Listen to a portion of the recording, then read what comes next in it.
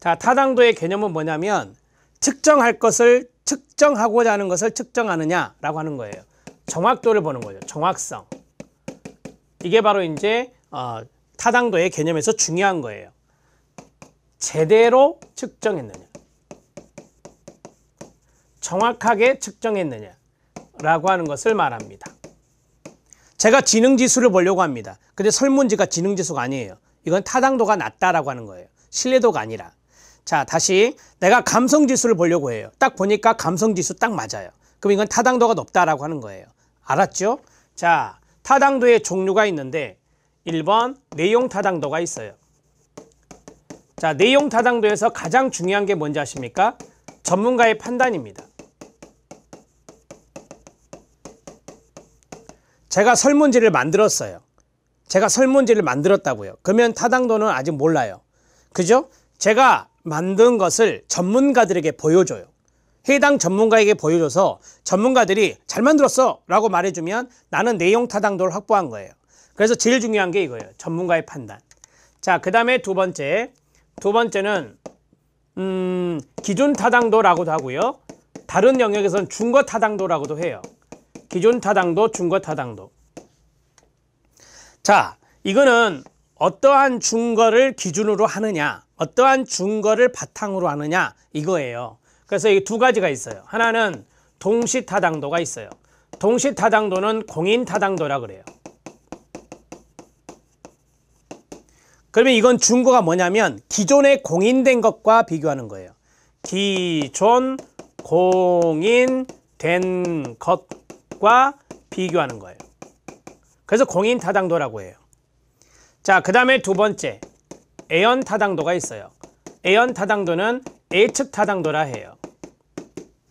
이거는 미래를 예측하는 것이겠죠. 그래서 미래 준거와 비교하는 거예요. 미래 준거와 비교하는 거라고. 미래란 단어가 중요한 거예요. 이게 핵심이에요.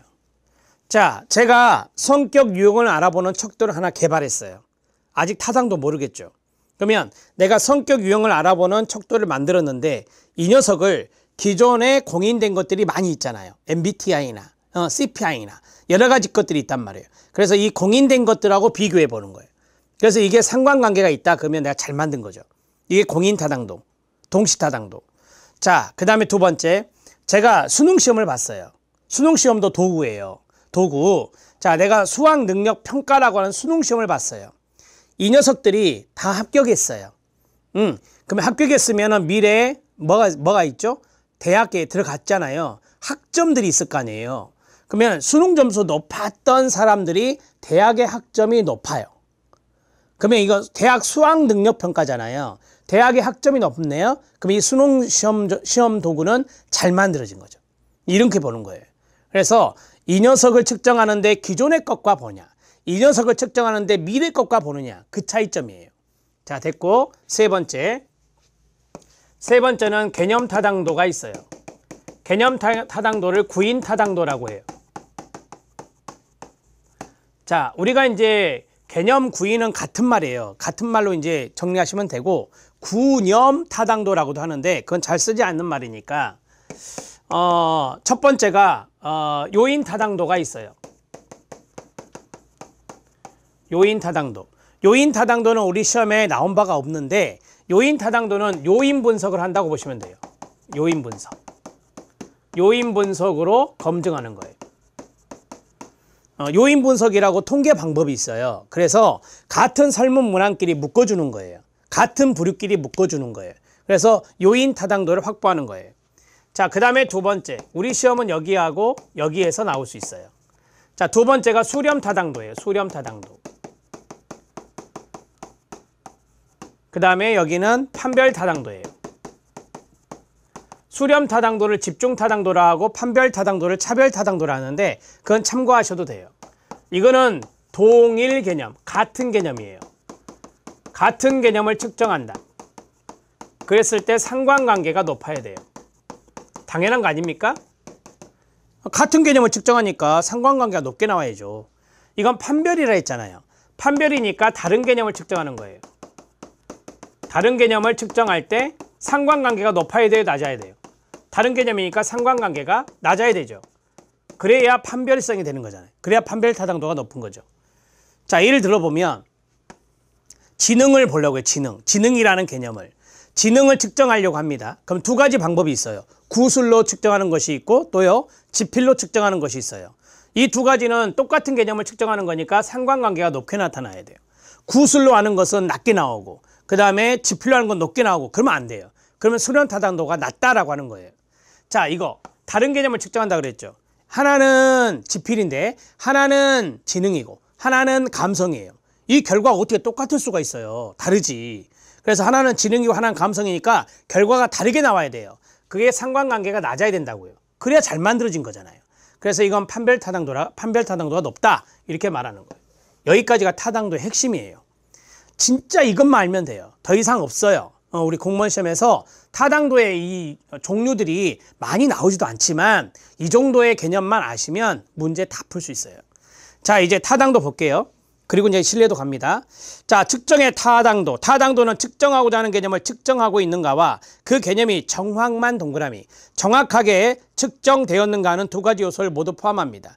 즉 양궁 선수가 관역의 한 부분을 집중적으로 맞춘다고 하더라도 골드 정확하겠죠. 정중앙부. 자, 골드에 근접하지 않는다면 타당도가 낮다라고 해요.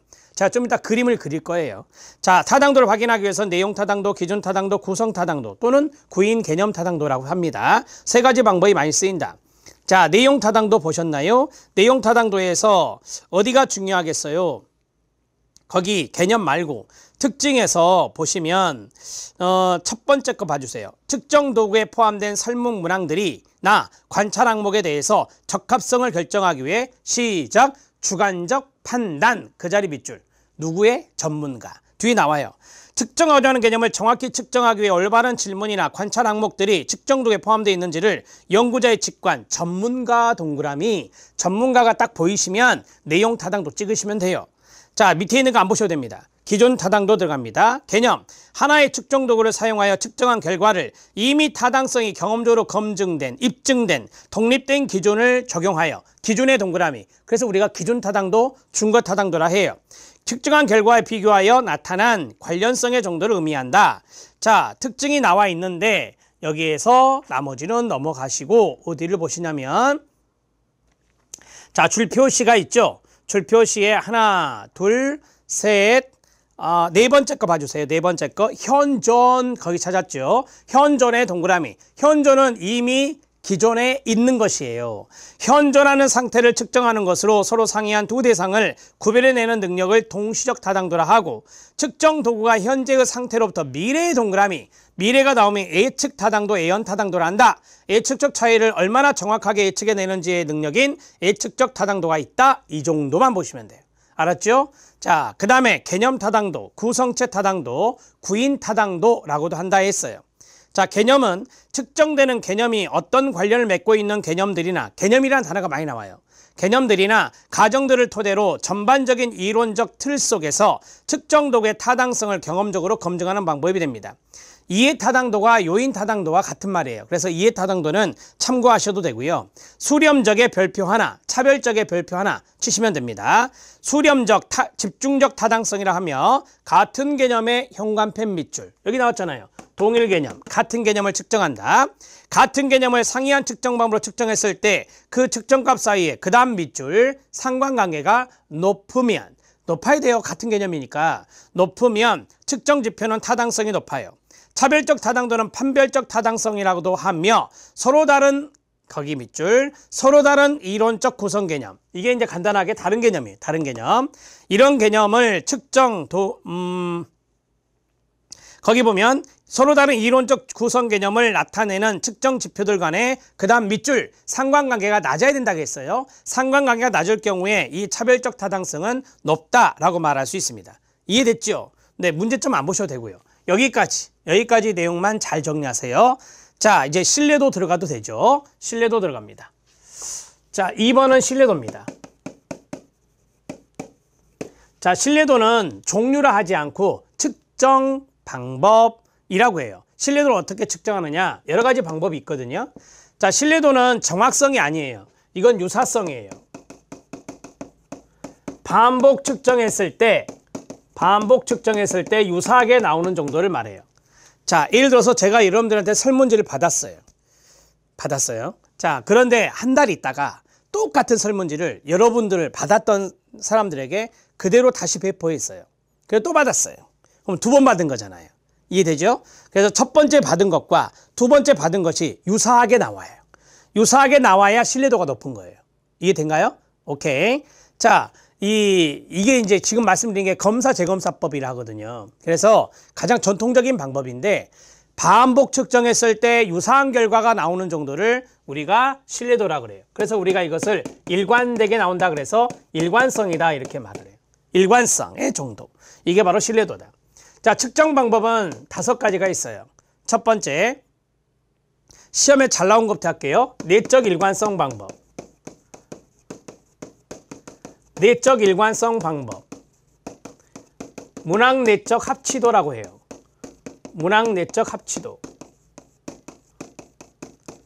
어렵게 생각하지 마세요. 일관성이란 말이 들어가 있잖아요. 그럼 이건 신뢰도 방법이에요. 그 다음에 내적이란 말이 들어가 있죠. 내적이란 말이 들어가 있어요. 이렇게 같은 걸로 생각하면 돼요. 자, 이게 왜 가장 많이 나온지 아세요? 가장 많이 쓰거든요. 가장 많이 활용해요. 자, 통계 프로그램을 이용해요. 통계 프로그램에 뭐가 있냐면 크론바 알파, 크론바 알파. 독일 통계학자 크론바 알파 계수를 이용하는 거예요.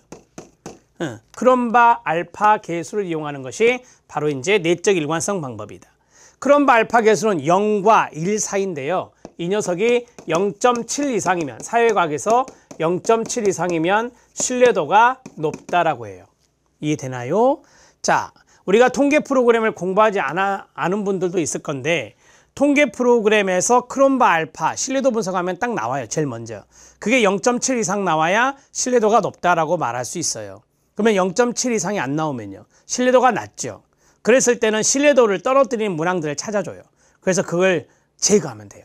그래서 한 가지 더, 신뢰도 저해하는 문항, 신뢰도 저해 문항이라 할게요. 신뢰도 저해 문항을 제거할 수 있어요. 제거함. 여기까지 쓰면 내적 일관성 방법은 다 돼요. 그 다음에 두 번째, 검사 재검사법. 검사 재검사법은 말 그대로 검사하고 다시 리테스트한 거예요. 똑같은 대상에게, 대상자 바꿔주면 안 돼요. 똑같은 대상에게 똑같은 도구를, 검사 도구를 할게요. 검사 도구를 사용하는 겁니다. 한 번 하고 두 번째 했을 때 시간 간격이 필요하죠. 시간 간격 요구됩니다. 시간 간격 요구됩니다. 자, 됐어요? 여기까지. 그 다음에 세 번째, 검사 재검사법이 시간이 걸리잖아요. 그러면 한 방에 끝낼 수 있는 방법을 생각해내요.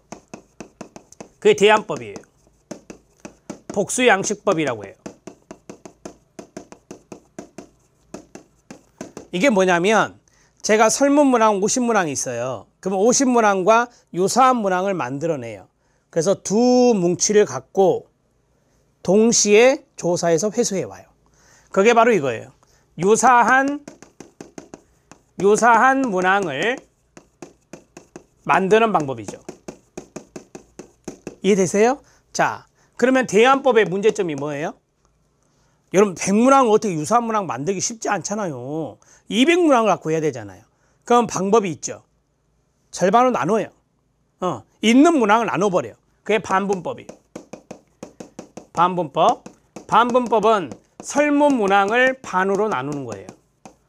설문 문항을 반으로 나누어서 보는 거예요. 나누어 측정하는 거죠. 이해되죠? 요 두 가지 다 상관계수가 높아야 됩니다. 자, 유사한 문항을 만들었어요. A 설문지와 A 다시 설문지. 자, 두 개 갖고 왔어요. 이 두 가지를 봐요. 상관계수가 높아야 일관성이 있다. 신뢰도가 있다. 자, 반으로 나누었어요. 100문항인데 50문항 나누고 50문항 나눴어요. 그래서 동시에 회수했어요. 자, 이 두 가지를 보니까 상관계수가 높아요. 그럼 신뢰도가 높다라고 말할 수 있다고요. 상관계수가 높다는 것은 상관성이 있다, 즉 일관성이 있다라고 말할 수 있는 거죠. 다섯 번째, 조사자간 신뢰도가 있어요. 마지막, 조사자간 신뢰도는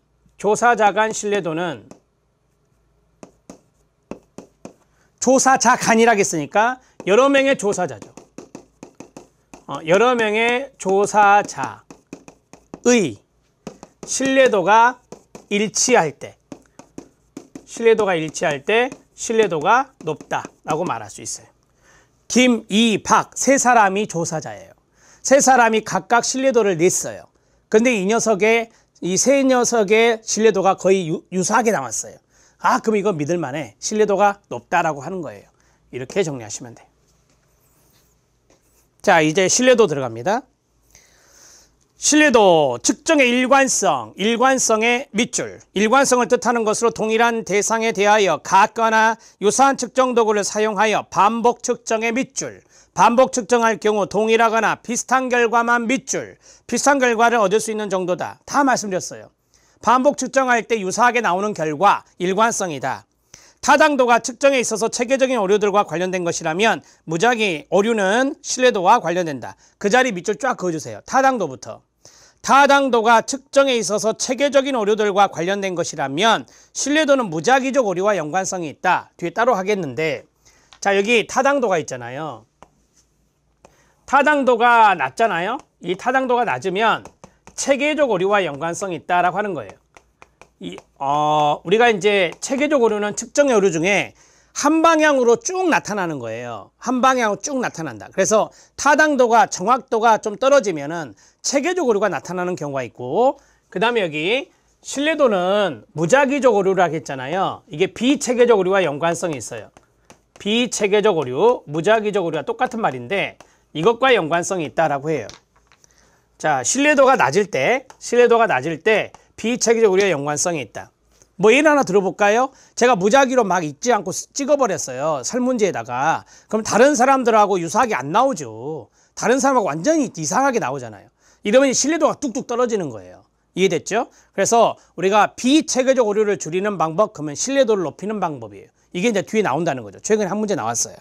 자, 그러면 여기에 대해서 이제 간단하게 말씀드렸고, 자, 신뢰도 개념 했고요. 신뢰도를 측정하는 방법이 5가지가 있다라고 했어요. 첫 번째, 조사자 간 신뢰도가 나왔네요. 자, 조사자 간 신뢰도는 어디를 보시냐면 첫 번째 문장 말고 두 번째 문장을 보시면요.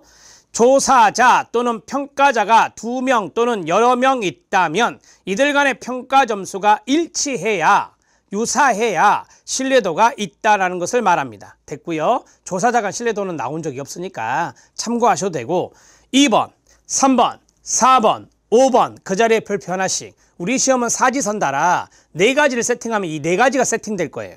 자, 검사 재검사법입니다. 개념 별표. 한 개는 모르셔도 돼요.